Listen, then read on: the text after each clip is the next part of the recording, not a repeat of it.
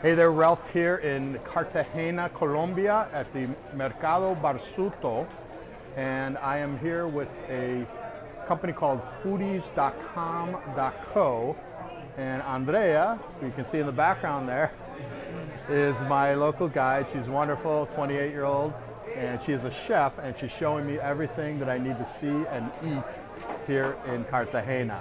So let's do this.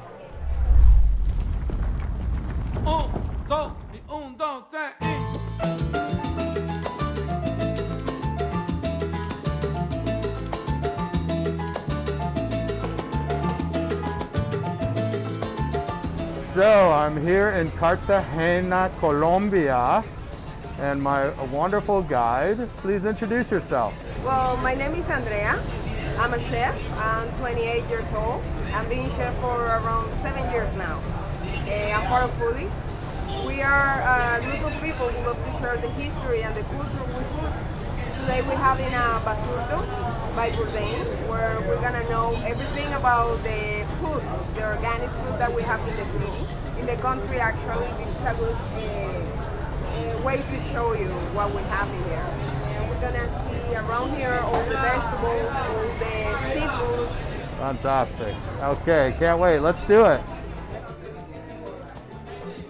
This is such a cool market. It's huge. I didn't realize how big this place was going to be. But these guys are rocking out here. Gotta have a big speaker.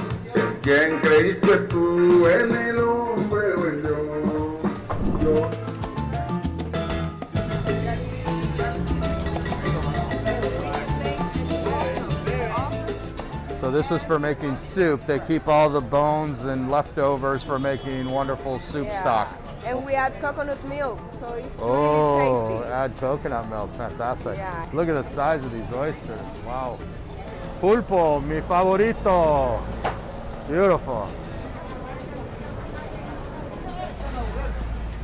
Those are mojarras. They're from in a plantation. Actually, they have like farms that are only for this kind of fish. Yeah, we have two types. We have the red one and we have the black one. We have the robalo. Robalo is a sea bass. Yeah, it's really common for the ceviches that we have in the city. So frying fish is probably the most popular way of preparing it? Yeah, Okay. it's the most popular one. And you say that's an African tradition? Yeah. Well, in Cartagena, we have a tri-ethnical mix between indigenous, Spanish, and the Africans. That's something that you can see in the music that we listen, in the food that we eat, even in the people that live in here. I'm a good example of this tri-ethnical mix because I'm black. Even my hair is curly, it's rough, but my eyes are long. That's my indigenous face. And my fashion are Hispanic fashion, because they're not too big for being a black person. So as me, we have food that is a good representation of this tri-ethnical mix. Yeah?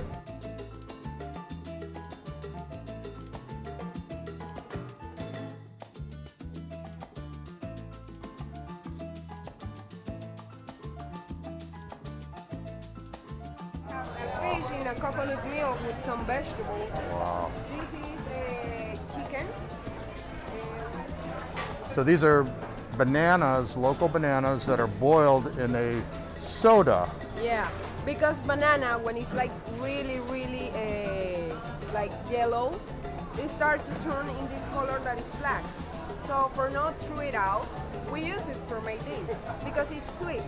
Yeah, this dish is completely sweet. Yeah.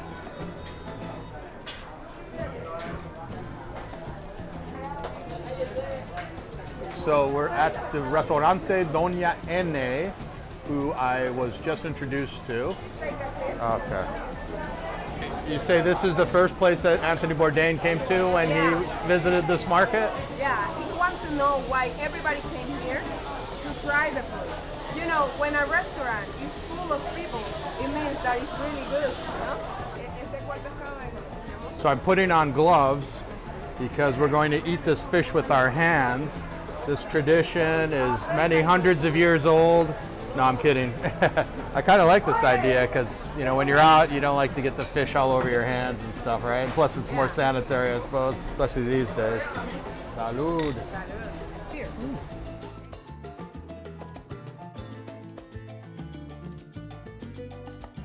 Look how beautiful that is. Wow.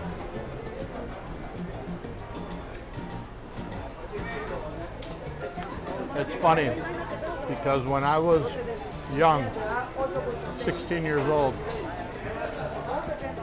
I went to Peru. I was a volunteer in Peru. And of course they have yuca in Peru. And as young boys from the US, we did not like it. Well, I don't know, because we're young and stupid. But now I can appreciate it. So right now it's about 10 o'clock here, and we're having breakfast, and this is a pretty normal breakfast. Fried fish and yuca, and I can see why. It's fantastic. So Andrea, we're at the restaurant that Anthony Bourdain is famous for having visited here in Cartagena. He loved this market. He loved this restaurant. How much would this plate normally cost for a local, would you say? About 10,000. So what's that, $2.50? About $2.50. Very, very inexpensive. A lot of food. Would that include the beer? So $1 for the beer. It's about 4,000 pesos to the US dollar. Hola, mucho gusto. Mucho gusto. ¿Cuánto tiempo tiene este restaurante? Tengo 38 años. 38 years she's had this place. Wow.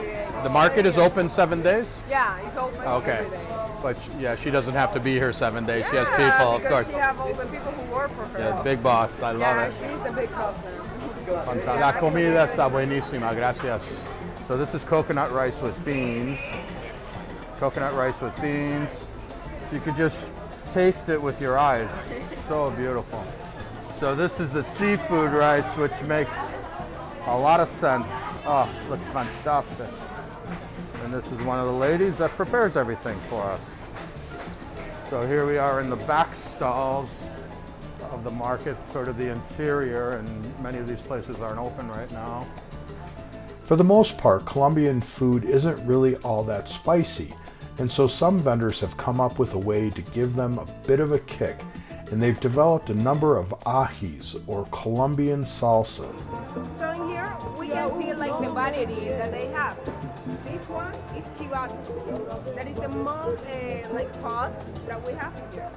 And this one is the pajarito. Yeah? In here, you can buy the whole ajíes, or you can buy it this way. That is easier to put inside of the bottle and just serve yourself when you're eating. I saw quite a few stalls selling items I've seen before, such as the standard plantains, corn, potatoes, tomatoes, limes, and more. But Andrea also loved introducing me to some more exotic fruits and vegetables, such as mamey, yuca, and a very long string bean-like vegetable I'd never ever seen before. So Andrea was just showing me this tomato over here at this man's stall, and she said that it's going to explode in my mouth, the flavors, and that it's very juicy, so I'm going to be careful when I bite into this. So let's give it a try.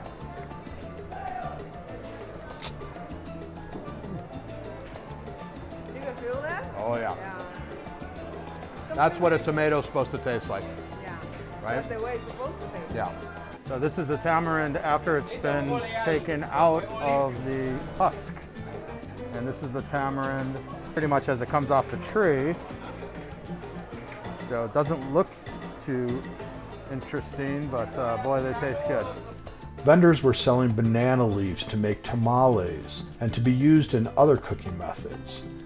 And there were these interesting small grape-like fruits that really popped after Andrea added some much-needed salt and let me try them. Take one. So if you add salt, it gives it a different flavor, huh? So now I'm going to try this fruit. And what is the name of it again? Zapote. Sapote.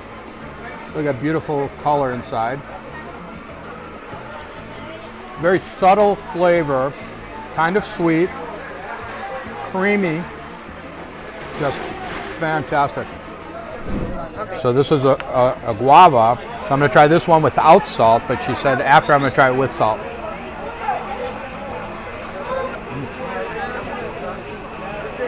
Little sour, again, very subtle flavor, but very distinct. That's without salt. Let's try it with salt. Okay. Now this was salt. It's way better, no? Very different, really nice. You could put salt on anything and I would love it.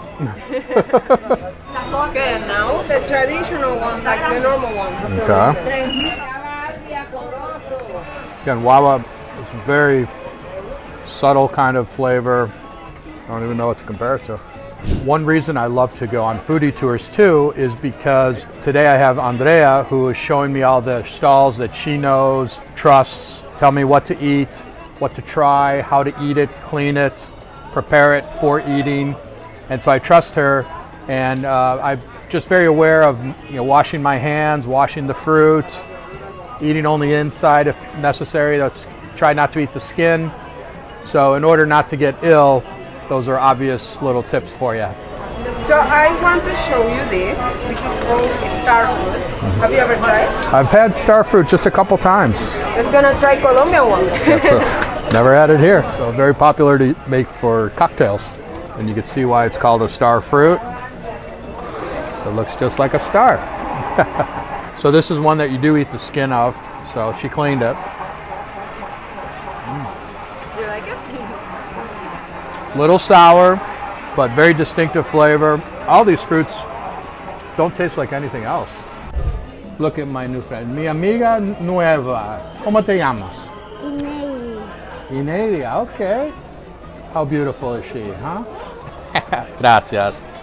So another tip is when you come on a tour like this or you go on your own and you're tasting a lot of fruits and things, you get your hands real sticky, and I don't like to walk around with that. I'm handling the camera and different things. So make sure you have some water, and also you might want to bring some paper towels or a little towel that you can dry your hands with or wipe them with. But always have water with you because you want to stay hydrated. I also had a chance to try a salty cheese with guava paste, which makes a great combination. One I've had before. So this is called the marriage.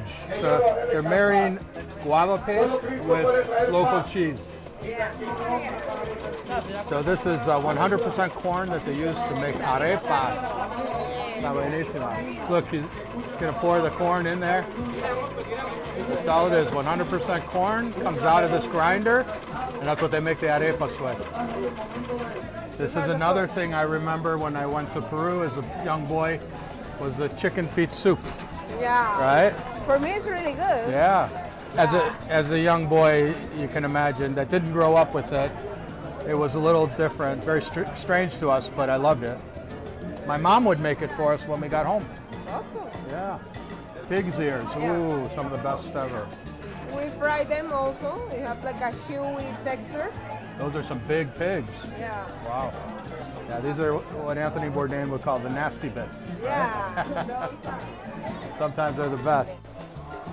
We can't get in here. We're supposed to go see another vendor over here, but they're filming a movie here called Longboard, and it's a Netflix series from North America, and so they're filming here, and we can't get through. But that's all right. Okay, now what is this that we're looking at? That's beef that have a lot of salt. So we dry it, and we normally use it for a soup that is called sancocho de carne salada. Like a soup of salted meat? Yeah, Okay. Sancocho de carne salada, salada. not salada. No salad. Okay. Yeah. I tell you, it doesn't look very appetizing, but I bet the soup is fantastic. It's awesome. This has been an absolute fantastic experience. Foodie.com.co has been just wonderful. I can't recommend them enough if you're ever in Cartagena and you need to do a foodie tour, which I highly recommend. This is just fantastic. I would never have known these things. I might have come here on my own. I probably would have, but I never would have learned everything that I'm learning today, and that's the exact reason to get a local guide and to take a foodie tour. I love it. Okay, where are we, Andrea? Okay, Rose, we're here. ¿Dónde Ceci? In here was the favorite place to eat for Anthony Bourdain. When he came to the market, he said that his food was something that he never tried here in the city of Cartagena. No matter how fancy the restaurant it is, inside of the downtown, he thought that here, in the Ceci place, has the better food that represents Cartagena food. Yeah? Ceci's place, like Cecilia. Yeah. She was telling me that here in Colombia, they're always shortening everyone's names. Yeah, that's right. Ceci. I'm having a little trouble fitting in the frame here the way that the table's set up. But look at this soup. So this is made with the broth made from the fish parts that we saw earlier in the tour. So, oh, you can really smell it. So let's try it. Really flavorful. Wonderful. That's Cola Roman. Okay, so I'm going to try some Cola Roman, 20 years older than the Coca-Cola company. Yeah. And Coca-Cola eventually bought out Cola Roman. Yeah. Interesting. And they did a taste test, and 9 out of 10 people preferred Cola Roman to Coca-Cola. Very sweet. Very sweet, but we're gonna try the bananas that are boiled in this soda. How interesting is that? So now I'm gonna try the coconut rice.